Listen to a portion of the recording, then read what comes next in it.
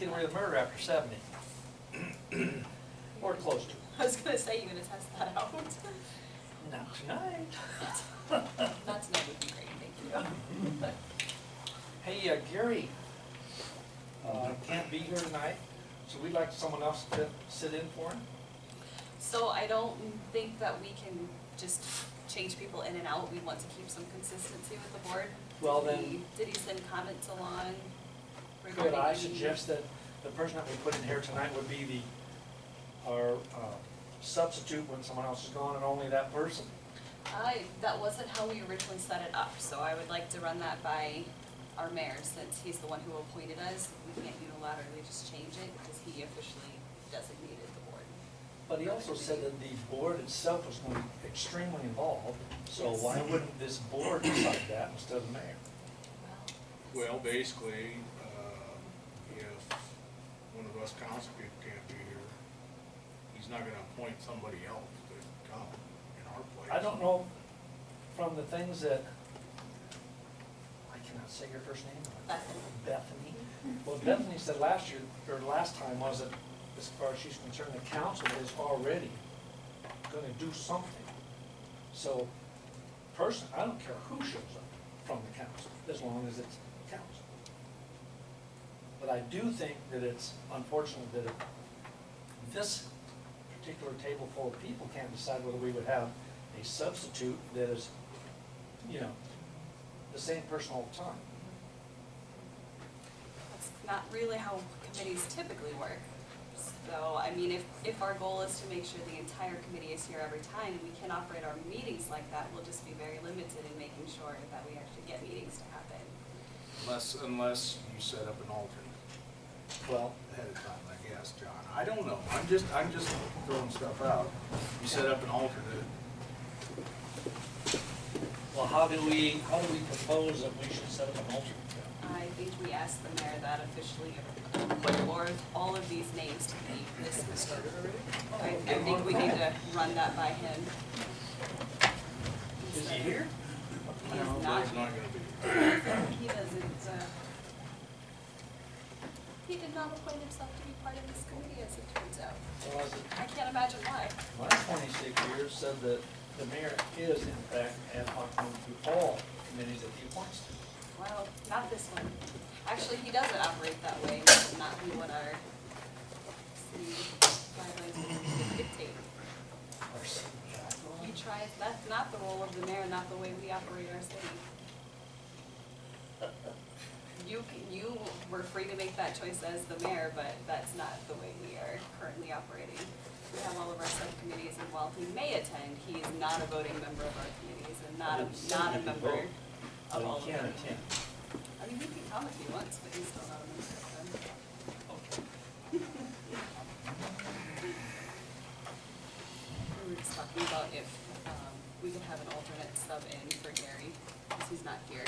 And I was just saying that these were the named members of the committee, and I prefer to run that by Bud, since we named these specific members Is he of not the gonna be here committee. further on, or? No, he just isn't here today. That's what I thought, he just- said that last month. Yes, yeah, he wasn't gonna be able to make it last before this week. So that doesn't mean that when someone else may have a situation that they can't be in all these positions.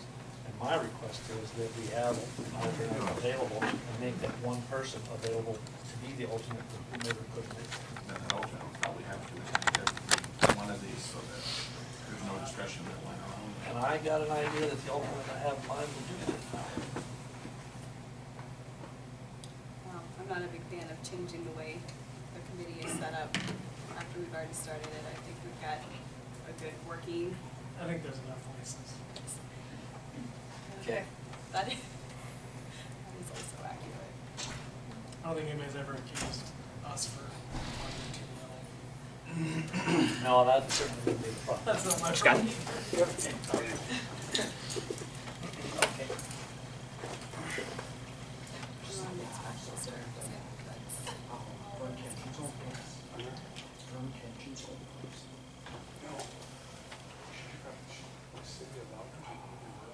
Really? No way. How'd you even do that?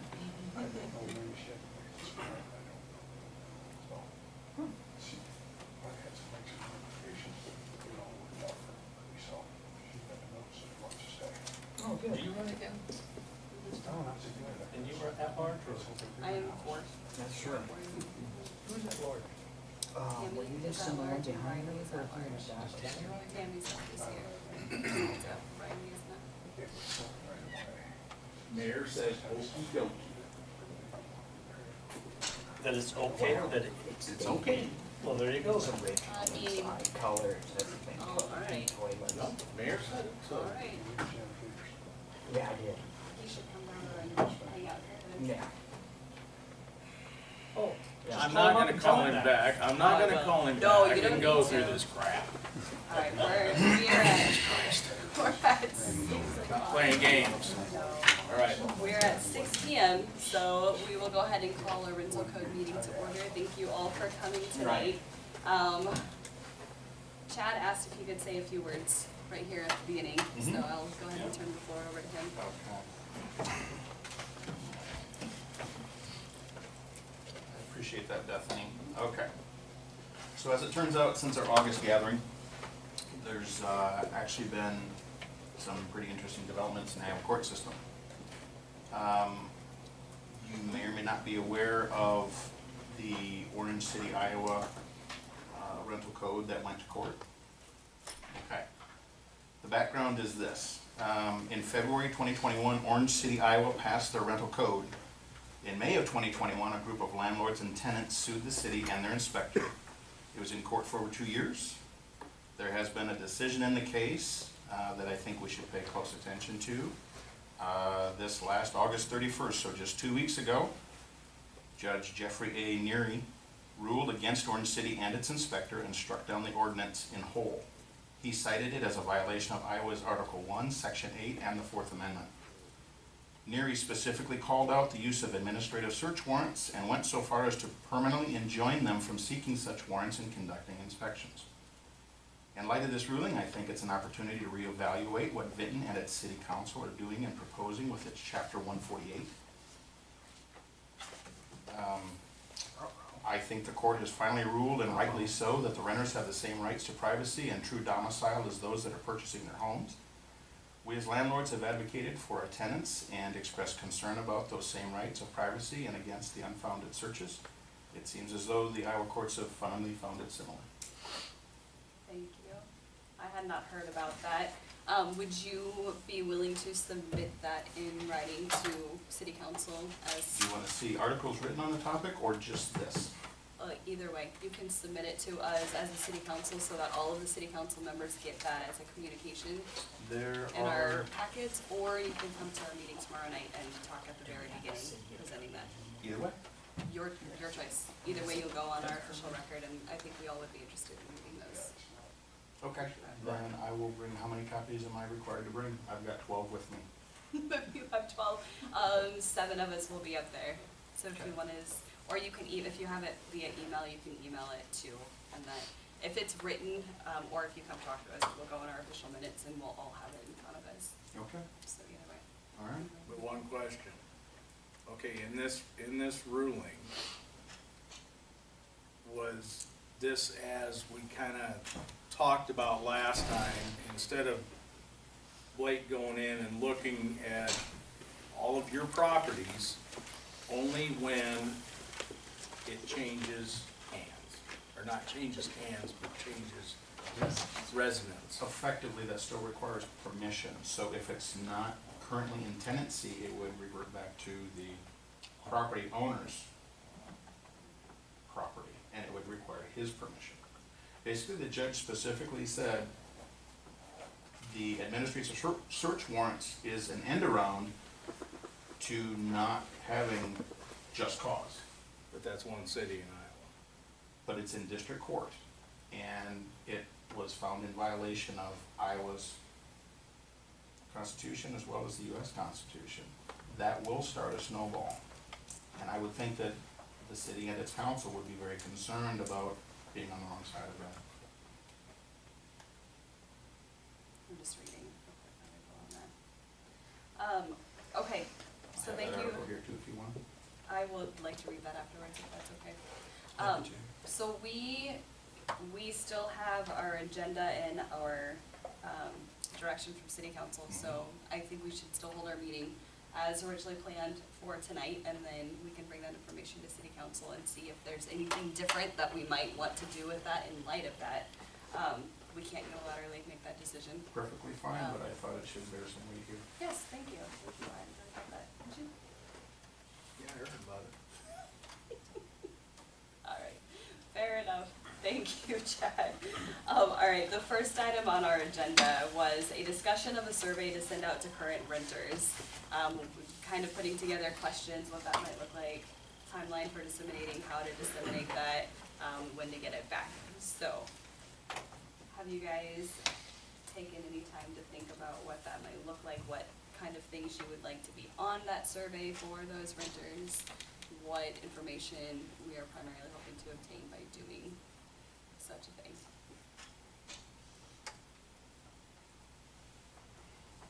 Or is there no interest to do that? I think the renters are ultimately affected by this, so they absolutely should be a part of it. The question is, what do we seek to gain by the implement of it? Do you wanna see what, would be inspected if this comes to fruition? I had Blake make up kind of a list of topics that would be looked at, and I've got it right here.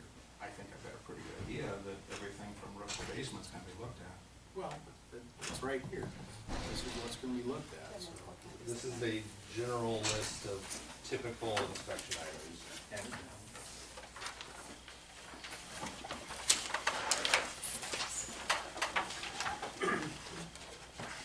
Did the city have survey questions in mind?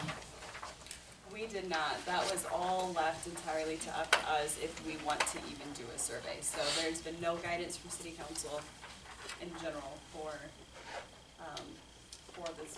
this committee. Do you have more copies of that list over there? What's that? Do you have more copies of that list over We there? have an extra. Yep. There's a couple. So I guess the question again maybe is, what do we seek to learn from it? Seeking information, what do we want? For me, I would be interested to know if current renters feel that there's an issue that they want the city to address in general. How specific we get with that question depends on us, but I would be curious to know if there are renters who feel that they can't reach out to their landlords if they have concerns, or if they think that this is something they don't want, and why don't they want it? Like, I just would like I like to have a general idea of what they would like to see as accomplished with this, or what their concerns would be, so that we can address all of that. Again, they're the ones that are ultimately affected, so I Right. think that's appropriate. Right. I think rent-related questions included in that. It's like, if so-and-so could happen, how much more are you willing to pay? Sure. Whether it's $25, $50, Sure. $250 a month. Yep. And then worded that way of rents will go up to do this in some form. Now, how do you feel about X, Y, Z? Sure. Can I just make one quick comment? When we started this, we said these meetings were going to be posted online so everybody knew that they were available. We've had 2. They haven't been posted online, so one thing that I would tell you that the city and the mayor both said that was going to happen. If you want the community to be involved and you want tenants to be involved, they have to know that these meetings exist. And until we actually fulfill that end of the agreement, it's kind of tough to have all of us in here, and none of us are, well, 2 of us are renters, but most of us are landlords or have some sort of vested interest. So Sure. I think it's very wise to keep that promise that was made before this committee was even made, and we need to get the community involved. Obviously, you need a surveying too, but that's the first step, and it hasn't been acted on yet. Realistically, this was supposed to be a committee, And it was supposed not to. a meeting. I get that, but if the community doesn't know that it exists, how is anybody supposed to know what's going on until this is already done? And you have an ordinance and you got 3 times to pass Because the landlords it. are supposed to talk to their renters, and Real quick, the meeting was posted on the city's website. It was also put on Vinton today. and This it was is- posted on the and website it today. is- No. This was Because the posted meeting's not previous listed in the today. meeting. It's posted in the entryway, and it was also posted on Vinton today last week. I believe it was last week. I know, but we said that we wanted it on the city website. It It's is not on on. the city website. Can you pull it up? I Because it's not just on there. spoke to Melissa, she said she posted on the city website. It's not on there. Tomorrow's meeting's not on there either. Moving on. Yeah, so it was, to my knowledge, it had been posted. I did not check yesterday to make sure, but I confirmed Monday that we were going to have it posted 24 hours in advance, but we can make sure. I'll make a note to check the website and make sure it's there for next time. And then as far as we did check with the city lawyer, because it's an ad hoc committee, we won't be turning minutes into the city council, but we will keep a record of who is here from the committee and a summary of what we've talked about. So there will be records, but because it's not an official city council committee, it's an ad hoc committee, we won't post those minutes. But if people want to sit in on the meetings, they're more than welcome to. And I do think that today is trying to put good coverage of this as well. Okay. We don't need to spend a majority of our time coming up with questions tonight. I feel like that's something we can do via email if that's okay. We could just brainstorm some specific questions and before the next meeting have something in mind that we want. Okay, and if we do that, we can review them once they're Yes. basically compiled and Yes. say appropriate and appropriate. Yes, yep. Does that sound okay? Is email okay for you guys for that avenue? I don't want to take up most of our meeting time with brainstorming questions. Okay. Did you all get a chance to review that rental code, that working draft that we'd emailed out last month? I wonder if you guys would be okay with, for the time being, skipping the first 7 pages and coming back to that, or rather starting on page 7 at 148.09, where it starts with access, because the pages before that talk about our enforcement officer's role and the procedure and the fees and everything. I feel like it would make more sense to come back to that once we know what the proposed code actually would look like, because what our final draft would be of that will probably impact the role that Blake would play, and then what our timeline is on all of that. Does that make sense, everybody? Would that be okay? You wanna start at 148.09? 148.09, if that's okay. I just wanted to make sure everybody had had a chance to read up through that instead of, basically, if we hadn't read that far, we could start from the beginning, but if you have read through, then I would like to start there so that we have more to work with when we're guiding the actual rules that govern how this will be enforced. So I would like to just start from 148.09 and just start at number 1 and just move through and see what you guys have for comments, questions, concerns, what your thoughts are on each part of that. So feel free to dive right in. I've got different notes and comments highlighted too, but I'm here to just facilitate some good discussion. Just anywhere or number 1 specific? Anywhere in 148.09. One question I had was the 2B back door opening onto a porch with a stairway leading to the ground.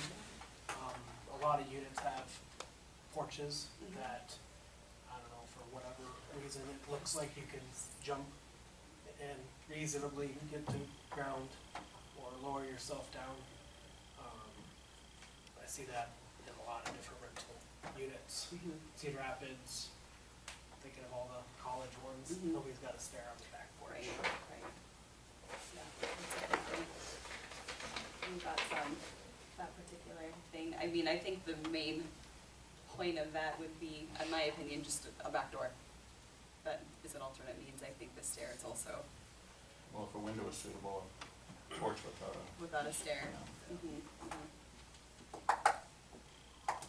Any other thoughts on that? If we just remove that part about the stairway leading to the ground. Any other things from 148.09 that you guys had marked? I've highlighted this section multiple times throughout the document. Number 2, at the last sentence, it says it is the responsibility of the landlord to ensure that the resident no longer violates these regulations for the safety of the resident. I struggle with that because I'm not sure how landlords are supposed to, without going into their renter's property. Well, not just that, but Verify that. if they know someone's coming, a lot of things move. Right, And right. as soon as they're gone, it goes right back where it was. Right. I mean, I I appreciate that it's not a violation when it's the tenant's responsibility. I'm just concerned with how we actually enforce that last line there. Thoughts?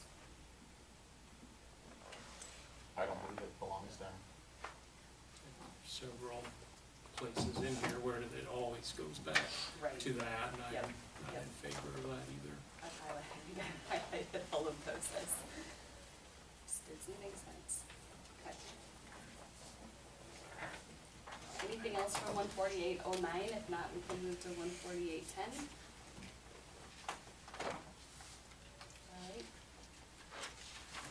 Anything that you guys have marked for 14810?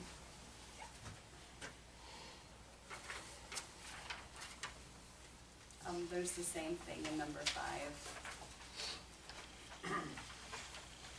With that responsibility of the landlord, I will just, unless you say differently, I'll just assume we don't want that line there. I agree. Number 1, just the definition of adequate lighting. A lot of them don't, prior to a certain year, have no lighting in the living rooms, but they have the ability for floor lamps and things like that. So there's adequate outlets for lighting and everything else. Sure. Just how do you How do you? 148. determine what's adequate? Adequate, yes, yes. I was almost certain I saw that in there. Provided there, They're out there. there's a question about the chapter 148 copies of, are they available through? I sent them out via email, I don't have printed copies. Are you on the, did you get an email? I don't know. Okay, if not, will you write down your email address and I'll make sure? I'll send it to them right now. Thank you. Okay. Thank you. Was adequate lighting the definition in here? I feel like I read that, like, What do you mean, is that the definition? Is the definition of adequate lighting in here? right, so when it I says. don't believe it is because some communities get very particular about adequate lighting. I mean, they're talking like so many foot candles and so many feet away, which I would imagine that is impractical for this group to discuss particulars like that. Yep. So a lot of this stuff is kind of left at adequate. Right, Can you see clearly to get your keys out of your purse, that sort of thing? sure. Looks like you got, somebody has it in there.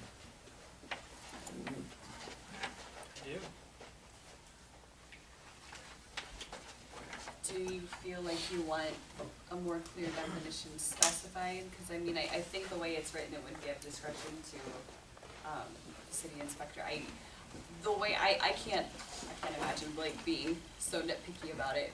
He's not always going to be our city inspector. Yeah. Not picking you out, but years down the road, we may have somebody different. Do we feel like we want something that clarifies that more?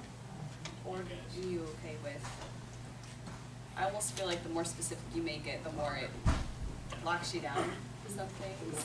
But if you had a verbiage you liked, I don't know, I've been in a lot of apartments in town and floor lamps, table lamps, everything else is what they've got, and that's always been adequate. As long as the renter is happy with that, that's fine. You don't want a spotlight on the ceiling in the living room. right?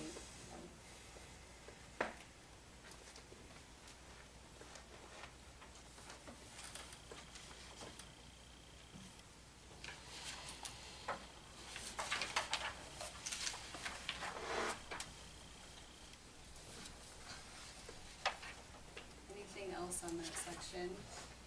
Underneath fire and safety requirements, did you guys have any thoughts on that? That was right after 4810, but before 4811, it's not numbered.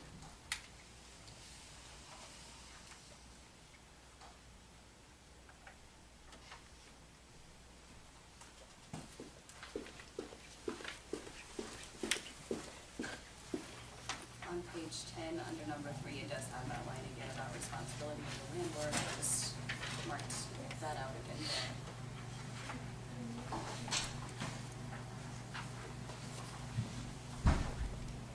Fire warning systems, 14811.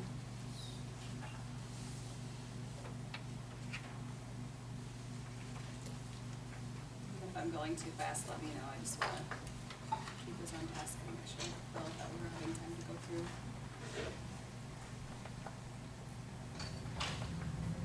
All right, how about 14812, plumbing equipment?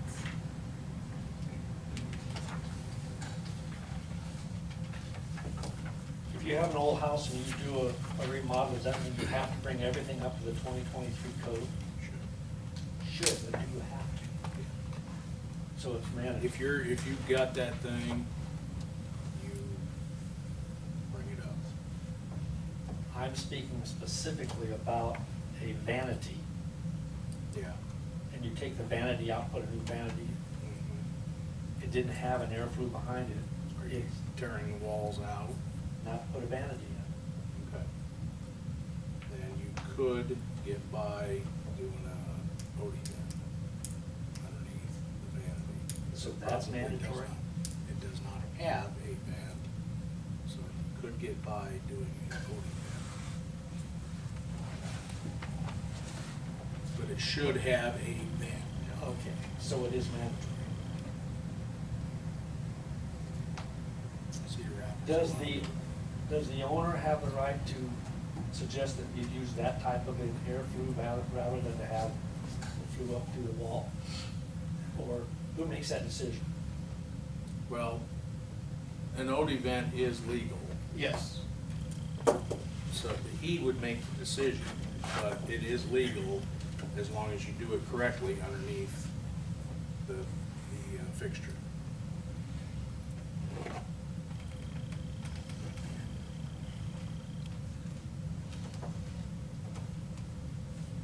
Any other questions or concerns with that specific section? But there again, that's what I say, if you strip the house, it needs to be redone. I understand that. Yeah. And that would be. Yeah.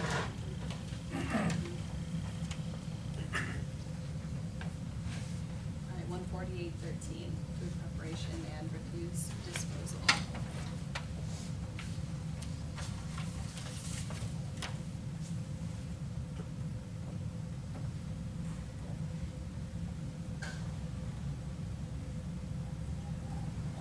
All types of hot plates are not accepted? Not acceptable substitutes for an oven. Oh, So not that they can't, not that there can't be one there, but it cannot be, The substitute for the main yes, appliance. right, right.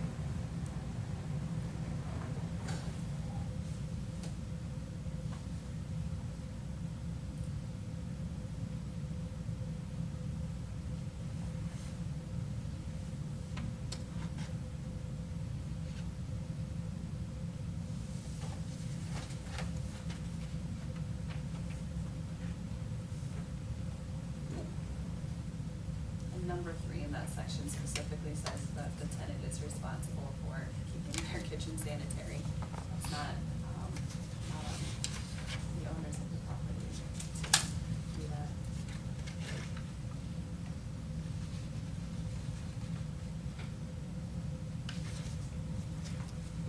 The last sentence, it falls back after the word. If the tenant. But there shall be no fine or civil penalty imposed on the landlord if the tenant is not, not the landlord.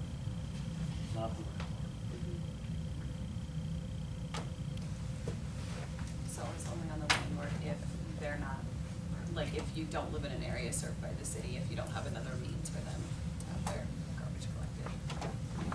That's the case for. 14814, interior air quality.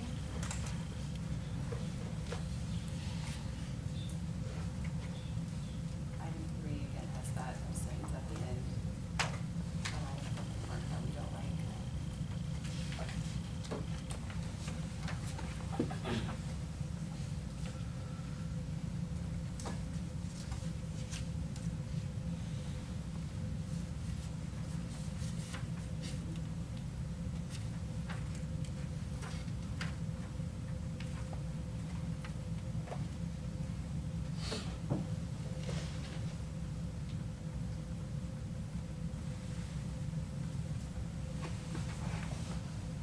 And then 14815, sanitary facilities.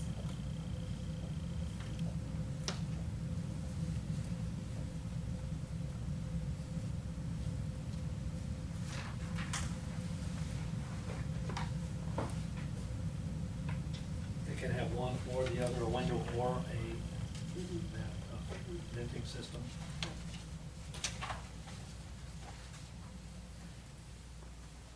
One of those, either option.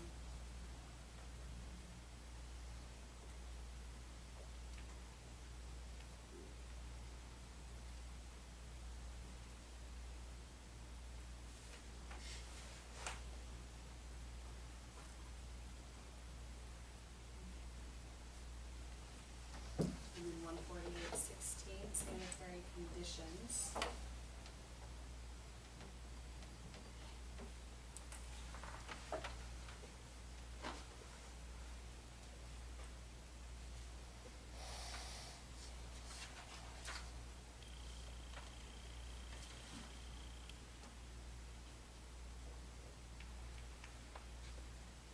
Some in tight, we just want to get a bit of a,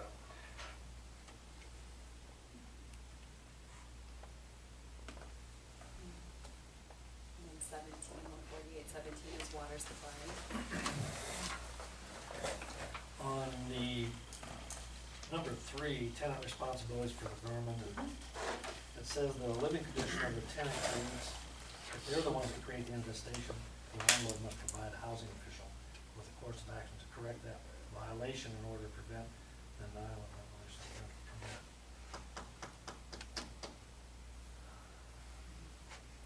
So the next sentence says, gives some options for that, like, it may include, not it will necessarily, but how are you, what is your plan to address that with the tenant? Will you be hiring a professional exterminator? Will you be evicting them? I mean, I'm assuming if they're in your property and they're causing that, you're not going to let them stay there without remedying the situation. The thing that bothers me is the bed bug situation and some of the possibility of bed bugs. Sure. And you don't know that until, A, you watch them move in or you watch them move out. Sure, sure. Because one thing, well, not very many landlords, I get along with my people real well, but I don't check their mattresses. Right. So, you know, as long as common sense is used, but see, that's what scares me is Blake appears to be pretty common sensey to me. But as you say, and since we skipped past the first page.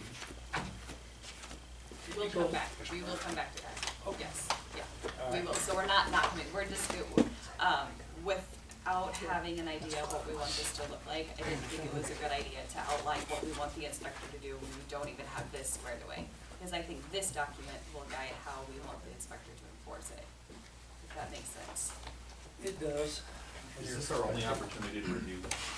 I mean, once we go through it? No, no, we get to meet as much as we want until we're ready to be like, all right, that's it. So that, we're not just doing a one and So done, in like. no way are we agreeing at this moment?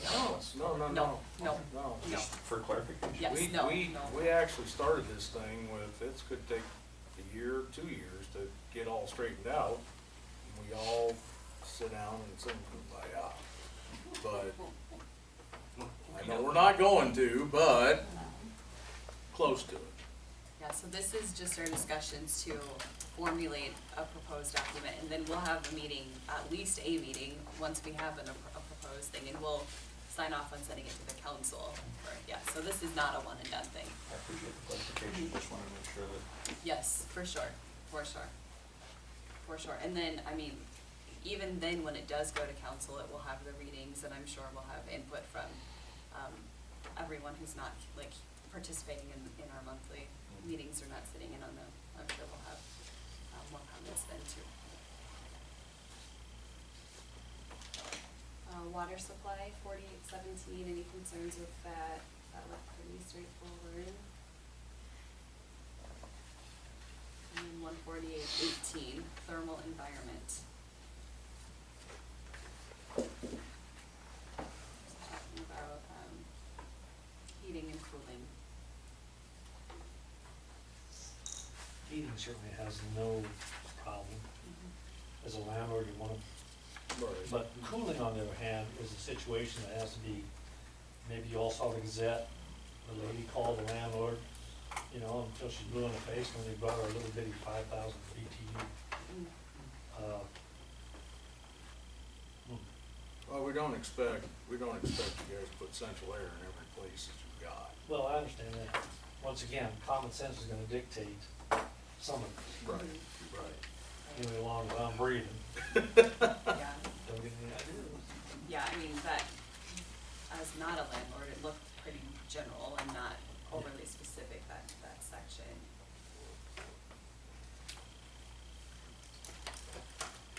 Alright, 148.19 structure. Can I bring up a Yes. point? Yeah. You know, I've heard, and the plumbers, electricians in the room will probably say, Watson, shut the hell up. But maybe we should put in here that if in fact a plumber or an electrician is called to a residence and it is so filthy, can this thing say, you have an obligation to call the landlord and tell him to clean the damn thing up? So I mean, if we did have that, I would imagine that would be in our first section where we're talking about the responsibilities of the inspector and any reporting, or any form that we create for people to report such concerns. Okay? Talking about mandatory reporters, I'm talking about What we're supposed to do. or reaching out to the property owner. reaching out to the property owner, because I would First assume off- they would, I would hope they would start there and wouldn't come to the Well, city. I used to go right to DHS. If there was a kid involved, I used to go right to DHS. Didn't do me a damn bit of good. I was gonna say, where'd you go, how'd that work? Yeah, it worked real well. But no, I actually like that, John. I do like that. That if somebody goes in, sees an unsanitary situation, But once again, to get the landlord a person involved. has to have some common sense. Now, if Right. you go into a basement and they have boxes of their, Christmas things, you know, what is considered safe and what isn't? Most of us are of the opinion that if they're too close to the open fire flame area, it's unsafe. Right. But there may be some people say, oh my God, you gotta have 6 foot around it. That is impossible in a lot of places. And yet, those same places are used for extra storage. So since we're gonna go this far with this, I think that, No, that's not a bad idea, to contact the landlord first. The landlord, yes, because last meeting, you two had a discussion about how we didn't want people reporting things because clearly you're not gonna call those people to do Well, work for you again if they're turning you in. So Okay, you have to be I'm gonna careful piss of how somebody you're off doing here, but this. it depends on the landlord. well, If your house is getting dog shit all over it, then you want that taken care of, don't you? absolutely. Right. That's after I get out of jail, because I'll probably go to jail for whoever does that to one of my houses. But some people won't. In today's world, and I know all you people out there, you guys know me, in today's world, if you're letting that happen, shame on you. No, Yeah. no, I disagree. You disagree? Yeah, we It's- cannot go into It every is their one, own place. we cannot go into every one of these rentals that we have and Okay. say, because I'm a very clean person. Do you want somebody coming in your house and telling you how to live your life? That isn't what we're talking about. Yes, here. that is exactly No. what you're talking about. Listen, this is what I'm trying to say. I don't I'm a think very they heard clean us. person. What? I don't think you heard what we were talking about. Yeah, he's saying, Dog shit. yeah, we've experienced it. Yeah. So we're gonna come up every time somebody's, well, we don't find this stuff out until they move out and screw us. And There. then guess who pays for it? I understand that. So to come down on the landlord when we do our Oh, best. no, but- he's not, so he's I didn't say suggesting that. that if No. a contractor comes in to do some work and they happen to notice it, he would like them to let the Okay, landlords we've know been what's down going that on. road too with To let the landlords know our what's going on. sprayers that we have regularly, just to keep some of them maintained. They say it's bad. Mhm. Where's it our job to go in there and tell them how to live? You're not gonna ever come, you don't do it to homeowners here. Yeah, it gets tricky if we try to compel, You can't keep going to Contractors people's too. homes and telling them how to live. right? I'm the first to say, when I first met him, they need to go. That is gross. They cannot live like that. But as I watch, these people pay their rent, they don't cause trouble, they choose to live like that. So where is it our job to go in there and say, because trust me, I do the clean outs, I do all the cleaning, I have a lot of words to say to myself when I'm doing it. But we don't find this out until they're gone, or they just up and go, or get evicted. So how do you, you know, catch it before it gets out of hand? We have too many rentals to go in and do an inspection every month. Sure. Right, and we're You not. guys that have like 2 or 3 rentals, you know, it's just Right. easy for you, it's Yep, not. and we're not suggesting that, we're not creating a mechanism requiring landlords to go do inspections or anything like that. Just talking about if somebody were in there doing work, would there be an avenue for them? And I mean, if it were me, I would be like, hey, did you know that this is what's happening in your house, but I'm not going to go report it to the city. Done it, I would been there, done it. go to the landlord. Yeah. I don't know how you would compel in an ordinance like this, people going in to do the work. I guess my assumption is, just knowing the people here in town, if they saw something like that, they would talk to the owner of the property when they were settling up with them. But I don't think that's something that we can put in here, but we can make the process simple so they can point to an ordinance at least that says this is not allowed or not acceptable. Well, basically, I guess, if some work is done and the contractor that the landlord hires to do it, water heater, furnace, whatever, and sees something like that, it's reported to the city in turn contacts the landlord, says, hey, this is going on in your house. What the landlord does with it, I guess, Right. I mean, does that sound right or not? It sounds right, but It's not right. Enough said. It's not right. Yeah, enough said. But at the end of the day, their property is the one that will suffer for it. Right, If right. they don't address it, that's, Right. will come back on them at some point down the line. I think John was more meaning like fire hazards or well, that and walking gas. you said that you called DHS. Yeah. See, I'm not a fan of that. Well, and it didn't go anywhere. I don't know Yeah. anything for it. And like the young lady says over there that, you know, it's their house, they wanna live that way, they pay their rent, they do this, they do that. Where's your kids? In the house. Well, if they have kids, not all of them have kids. Okay. Yeah, I'm all for it, taking care of the kids, but we had a situation where there was kids involved. And DHS? DHS came in, I sent pictures, I cleaned this place and cleaned this place. DHS sent over a supervisor, took pictures. Said it was acceptable. It was acceptable because the children were old enough not to put dog crap in their mouth. If it was an infant crawling around, it would have been a different story. But because these kids were in elementary, they were not in danger. That's what DHS said. That's a sad case. It's a sad Oh, case. okay, enough said.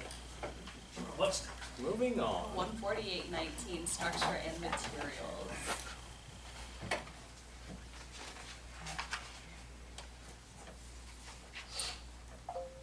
Okay, so item G says exterior walls must not be deteriorated to the point that significant amounts of water. Isn't any amount of water coming in an issue? Oh, yeah. So do we just need to take out significant amounts of, and it just says water? If water's coming in, you've got an issue with Water your wall. infiltration. Yeah. I just thought that was interesting. That is a significant amounts of.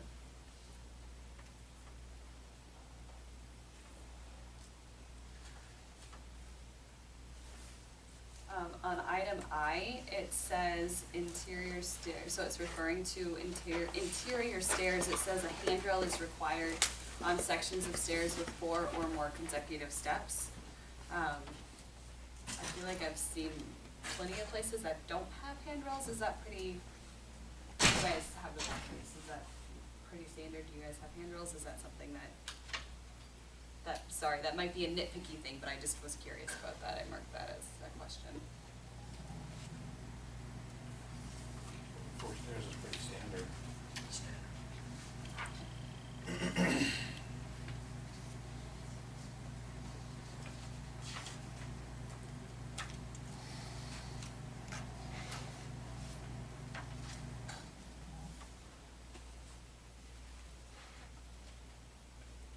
Anyone have anything else marked on those, on that section?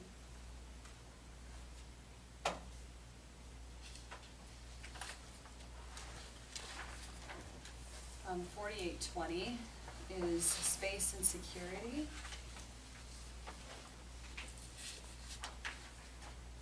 And let's just go ahead and take that whole 14820 and then occupancy limitations, just do that whole section. Any questions or concerns on that? I know that we had conversation on those requirements last meeting as well.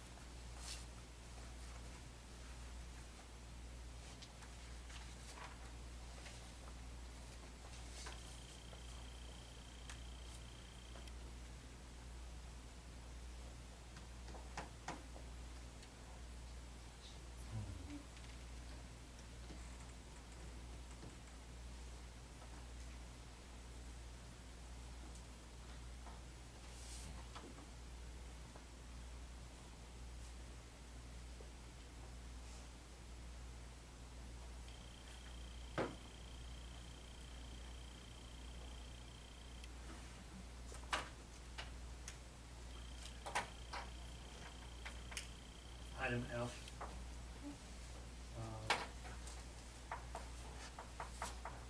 The problem with item F is there are so many individual houses in town that have that scenario. The access from bedrooms. Yeah.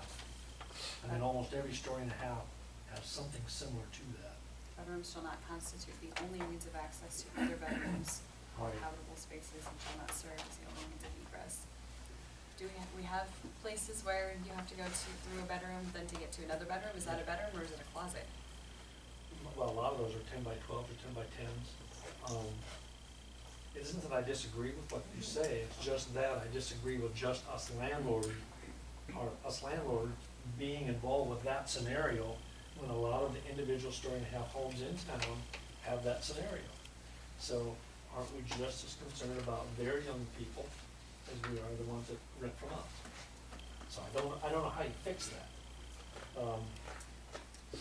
It's a situation that is not gonna go away until all those houses are gone. You're right, right. And I'll tell you what, They those- keep getting sold, and they keep getting sold, and they keep Yep. getting sold. And they're, a lot of times, although they're doing better at not selling them as a 3-bedroom house, it's a 2-bedroom, one down and one up, is all you can claim. Is that correct? Most of the time? Well, yeah, but they're gonna put as many people, I mean, it says Understand. in here you can only have like 3 people in a, Right. in a bedroom. I mean, how are you gonna control that if they have somebody move in with them, or, Yeah, there's you rent to a. there's only so much you'll get under control Well, I of think, that, for sure. once again, I don't know who brought it up, but if we don't have Blake and the next person decides, that guy made me mad, I'm gonna go do that to punish him for something. I'm a little concerned about that. Sure. I don't, It's gonna have you know, to, you never you're know not what gonna get a rental permit and Yeah. tear the house down, or put it on the market and sell it to as a single-family residence, and move on that way. Can you provide some perspective on that one, Blake? I understand the point John's making as far as story and a halves, and I mean, I guess the simple fix to that is if you have 2 people living upstairs that are okay with walking through each other's bedrooms, wouldn't they be okay with sharing one large room? But then again, maybe what needs to be done here is to make an exception to that sort of situation, like a story and a half. You've got 2 bedrooms stacked, so long as they each have proper egress. a window. Each one has each one's gonna need 2 ways out. The door into the other bedroom's not gonna count. And if other situations, I don't know how other situations where you pass through a bedroom to go to another bedroom, except in the narrow layout of that, maybe those situations would not be allowed. I don't know. I mean, really, this comes down to proper egress and not cramming people in. But as everyone says, we, the landlords, can't, you know, they may have 4 kids and all 4 of them are up in 2 bedrooms. That's allowable. We're not talking about we're not talking about 2 kids in 1 bedroom, we're talking about a bedroom that you have to walk through another bedroom to get to. I understand, the story and a half, basically. Right. Just about every story and a half has a doorway to the other bedroom. And we landlords can't dictate, if you have 1 person up there, they've always got egress all over. But if you have, and you said, would they be in 1 room, not if they're a boy and a girl? The doorway gives them That's true, some- but you say the landlord can't dictate. It's your property. If, say, this was put in place as that's not allowable, the landlord absolutely can dictate. You could take down that wall and it doesn't happen. That's how the landlord could dictate that. But then you're taking our 3-bedroom houses down to 2. And as Alan said, it's not really a 3-bedroom house. And I mark that as when we come back to and look at rewording that there. I'm viewing this as more as our first once over and then fine tuning as we go on, if that's okay. That gives us all time. If you all mark that too, then you can think about that also outside of here, so we all come back with some. Which one was that, John, you were sitting on? Yeah. Item at bottom of page 15. Anything else from that section? So that includes page 16 where we've got the table there with the minimum area in square feet. That's facing. But going back to that, if we do this as a,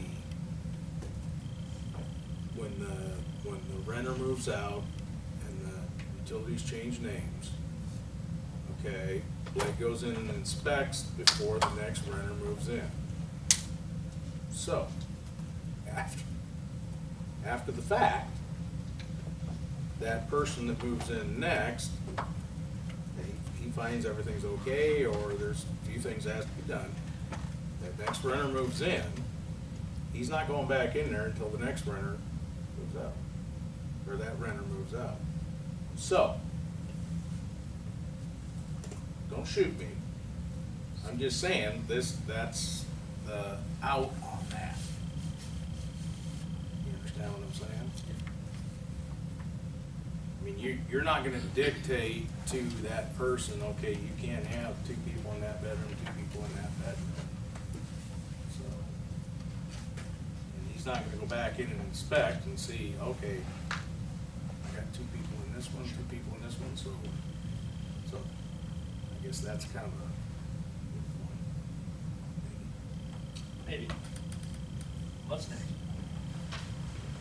148.21, rooming houses, and 22, 23, congregate housing, group residents, 24, independent group residents. So these sections then clarify which of the former sections those types of settings would follow. And we do have, we still have some group homes here in Vinton.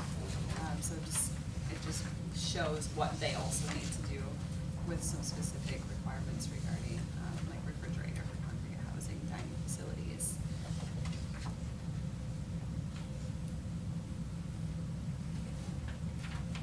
So we're looking at sections 21 through 24 right now.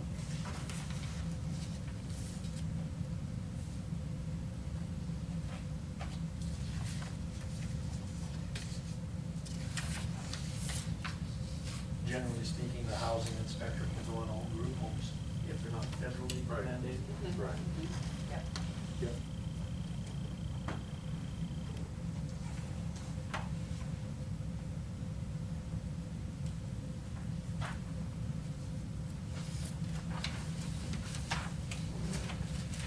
And 148.25, units in commercial buildings. So that starts at the bottom of 17 and goes to the top of page 18.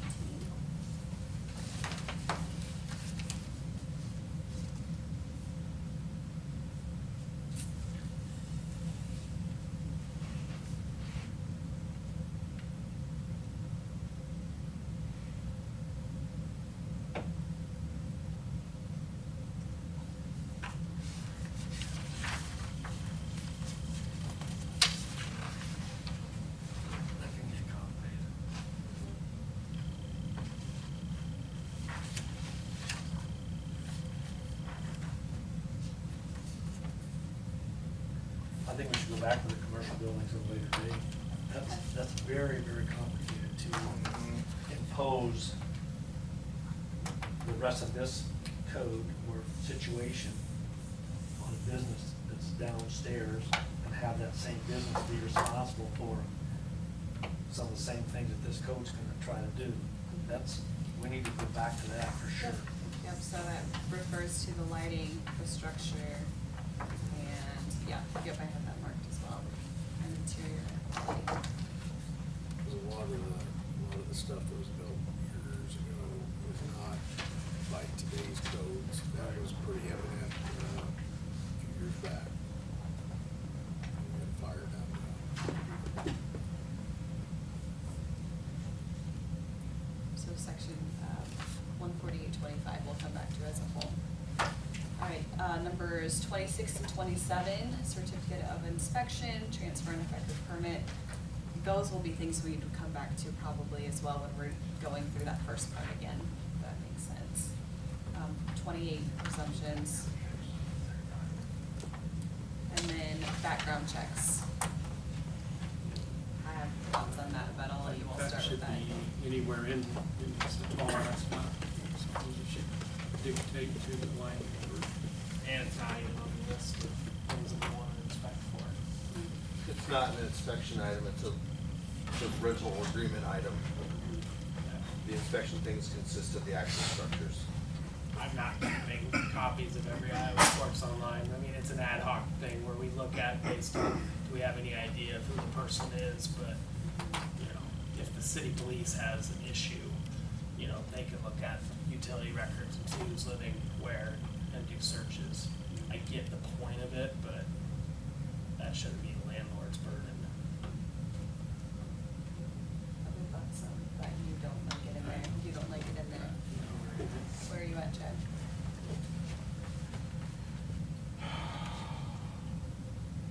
We do them, but as far as it being filed and available to the inspector. Well, you guys are taking the risk. Oh, I don't think, this doesn't say that it's supposed to be available to me. I think it's just proof of one being done is required. We don't wanna like, But then somebody's gotta look for it, right? well, it'd be presented with your lease agreement when you, proof of it, no? But not at all. That's the problem, is presenting it to someone else, their private information. Not everybody will give a felon a chance. All We're I'm looking for trying to just tell a you. yes, no, it's been done? Yeah, just a yes, no, if Yeah, it's just been done. yes, no, if it's been conducted or not. But Yeah, if we're that not looking for a landlord copy shows of up, your background Oh, information. okay. Using a receipt, cover sheet, or other means Oh, that yeah. includes That's tenants. good. So we're So not do I- requesting. if I'm I- not keeping the results. If I wanna rent to somebody that I've known for the last 20 years, do I have to go through the process? I can't just, Is that your background check process? You've known them for 20 years? That would count, right? So we're agreeing to cross Say out, yes. landlord shall show proof that the background check requirement has been met. That's up to you guys, but I think like we're trying to say, it's just a yes or no. We don't care about The the results of information. it. And I mean, really, do it and do what you will with what you find out, really. I mean, we don't rent to whoever you want, just, we want to know that you know who you've chosen to rent to. What's it take to get a background check? If we take that out, then what's the point of wanting to? Your brother, how is it online? I do it every time we get a. So if we take out that you would even need to show proof to the city, it kind of seems silly to have 1 and 2 in there because no one's checking up on you. So just make sure you do it.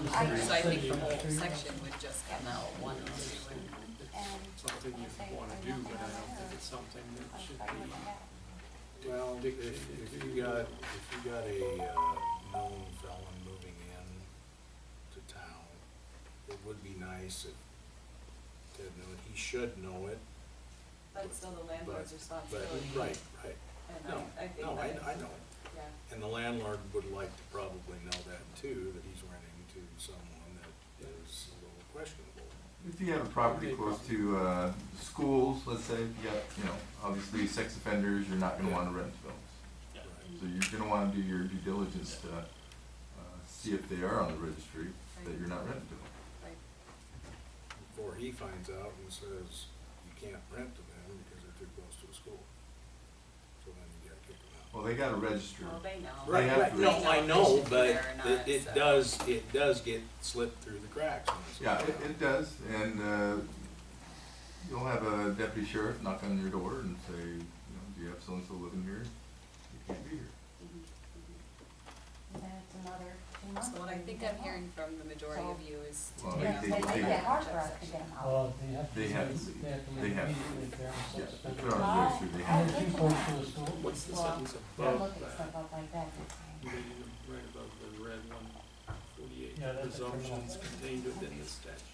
Criminals different. They only be refuted by clear and convincing evidence. Yep, so it says if the person occupying property is using that property for residential purposes and is not the owner of the property, it will be presumed the occupant is leasing the property. It shall be presumed that the terms of the lease require the landlord to provide appliances and to provide for solid waste removal. The last known address of the owner and landlord shall be the address listed on the registration form. So it's saying that if any of those things aren't true, then, the landlord will have to show that with some evidence that that's the case. But that is pertaining to, that permit again, so that would be another section we would come back to when we're creating the rules, kind of the rules and guidelines for registering and getting inspected. I can mark that as coming back to, if that's okay, that way everyone has a chance to read that over, because that is, so that's section 148.28. So we can look at wording too and try to make it more clear. If we think something is not as clear as we'd like it to be, we have that flexibility. And absolutely, we want to do that. We want this to be readable and easy to understand. Okay, mandatory written lease. That's on page 19. It's not numbered, it's right after the background checks. Any questions or thoughts on that? I don't understand where that's even. I don't think I that mean, should there's so many services that allow you online leasing.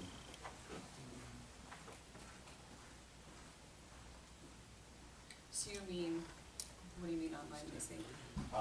As an example, Blackhawk County is almost exclusively online. Sure.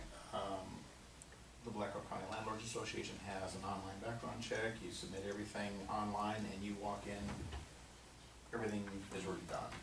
Now there's an electronic copy, but as far as a written lease, Sure, so when I read that as written lease, I don't take that to mean literally paper form as much as these are the things that the city, if this were to be code, would want to be included in that lease. That's how I take that when I'm reading written. okay, but that's not what it says.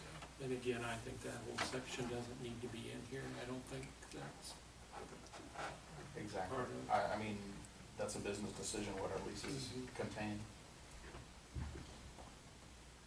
Again, that goes back, I don't think we should have to provide our leases to anybody. Do you have thoughts on that? I have that. We marked the same ones I I did. have the same, you know, we want leases that are gonna hold up in court for our purpose, but again, needing to provide that to anybody, I don't know in a situation that would be beneficial for anybody. Well, realistically, the lease information that I'm seeing right now is gonna be on the utility billing and everything, as long as that person is getting utilities for Benton, we're not, the landlord's not paying them, so everything that's on here that I see is information the city is already gonna have. And where am I looking at wrong? It won't have the full name of all occupants of the unit, like if you've got kids there, or if the utilities are in one person's name and not both of them. But, I mean, to me, it feels extra for the city to mandate what's in your leases. All of this looks like things that you would have in your lease anyways. Well, I don't get the name of all the kids, it's 2 minor children, Right. 3 minor children. Right, yeah. I don't think Yeah. legally. The terms of the we can- agreement, the amount of rent, the number, Yeah, it's just, Do you tell your tenants not to break any laws while they're there? It's in there. Is it in there? Okay. I marked that one, cause I was like, do you put that in your lease? I don't know. I guess I would assume, but that's up to you, don't assume. That's in there, including that we cooperate with K-9 and everything else, That makes so, sense, yeah. yeah, that makes sense. Okay. So it sounds like you all want that out. Yeah, there's no business in here. I would say it doesn't. Alright, 14829, no private cause of action. And 14830, conflict with What's that mean? ordinances. Is there a question This mark? chapter shall act under private party cause of action of law. What does that mean, like, 14829? Claim for damage. That'd be a question for the attorney. Okay. We'll ask the attorney. Basically, you can't sue the city. It seems so general that it doesn't feel like it covers much of anything. And conflict with ordinances. That's standard for every ordinance. Mhm.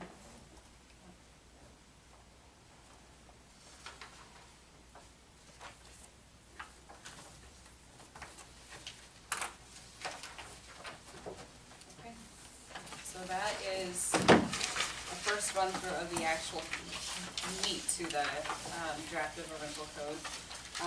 Chad, we'll get more information from you on that ruling, and I'm sure city council will want to talk about that and probably talk to the lawyer.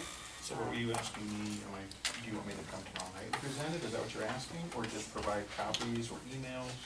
Whichever you prefer. So you would get 3 minutes to talk to us during public comment time, and that happens at about 7:05.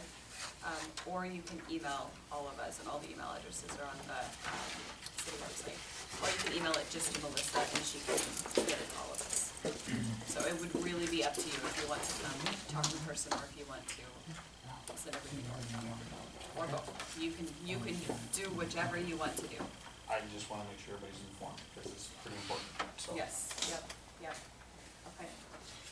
So I think that's a good wrapping up point for the night. I think that was I'm impressed with us. We got through that section pretty quickly. We can set our next meeting, and then with our next meeting, between now and next meeting, I'd like us to communicate via email about questions that we would want on the survey to send out to renters, and kind of formulate our main goals of that survey to help guide that. Who are we submitting those to? Just kind of that group. I'll start an email that has our. There you go, okay.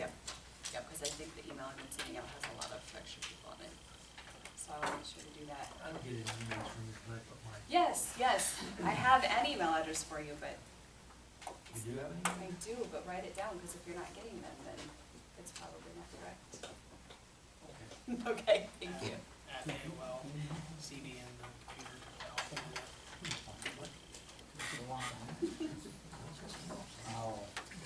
Bethany, Yes, this is an okay time if we thought of a couple questions to have a question. sure. As far as, I'm mostly single-family dwellings. Are you talking about if I need to provide appliances? Is that part of the, I wasn't sure if I was understanding. Are you saying as a landlord of a single-family residence, I'd be required to provide appliances? Not So in my opinion. when you don't, your lease needs to show that you're not, was my understanding from what I we think that's what the way we it viewed. So reads. unless your lease says differently, then you do. But if your lease says you're not supplying that, that's okay. So you don't have to, as long as your lease and agreement with the tenant is clear that you're not. Now, what about like a window air conditioner? Is that the landlord's responsibility? So the section on interior environment, as far as cooling goes, all it says is bare minimum, you gotta be able to open windows. So it allows anything from the windows all open to you have central air, so. There's a conversation about the air conditioner that I wasn't sure I was following. And yeah, so most codes, it's very specific about the heating abilities, but as far as the air, open a window.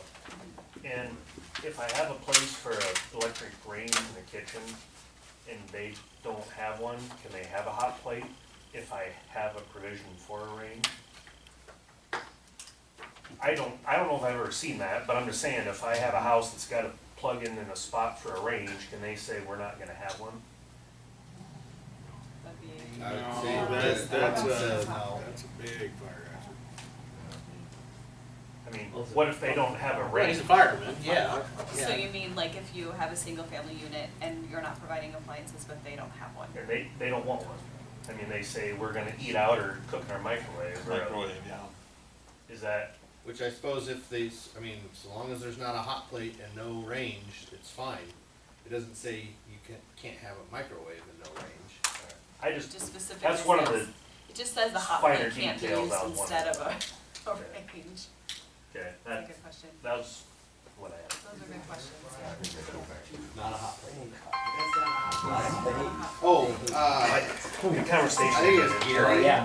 Last meeting I wanted, can't hear everything perfectly, and I wasn't sure what they Yes. were our getting rental at. units. Yeah. So we have, give or take, 450 units spread out over 190 plus properties. No, the rental units are in 190 unique properties. That you know of. Sorry? That you know Yeah, that I'm aware of. Okay. So it's probably higher. Since he's not here, I'll make sure to include that in our email too. Let's look at, October for our next meeting, meeting date. I would like to look at the 11th or the 18th, if that's okay. The first one is just 3 weeks away, so I prefer if we went, 4 or 5 weeks out, if that's all right with you guys. So October 11th or 18th. Blake, Chris, do you have a preference on those dates? The 11th for me, because my kid, the 21st birthday is the 18th. That's just me personally. Sure. And today's my other kid's birthday. You're not invited to that party. Oh, I know, I'm Can't take him out till 9 anyway, if he's gonna turn 21. Is October 11th okay for you guys? Alright, so we'll plan on being back here Wednesday, October 11th at 6 p.m. Within the next several days, give me till Monday night. By Monday night, I'll send out a summary of our meeting, and I'll make sure, I'll do just a general reminder of the next meeting for everyone who's on the email list, and then for the committee, I'll start a separate email thread where we can start throwing out ideas for questions for our survey. And if you guys have input on those, please do share. I just didn't want to have 25 people involved in a replying all situations, so we'll do that. And then we'll move from there. Thank you guys. And Chad, I'm sure we'll ask our attorney his opinion on the Orange City thing. Do you guys have any questions over there? Thank you for coming and sitting and listening in and providing input. We do appreciate it. Okay.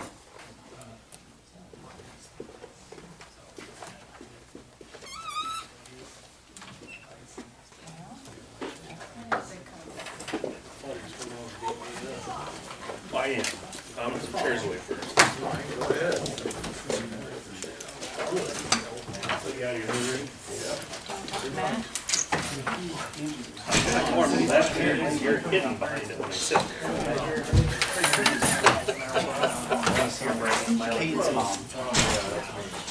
Don't mind those. Vaguely protected. Don't worry about it. Yes, I don't know that we have that in there.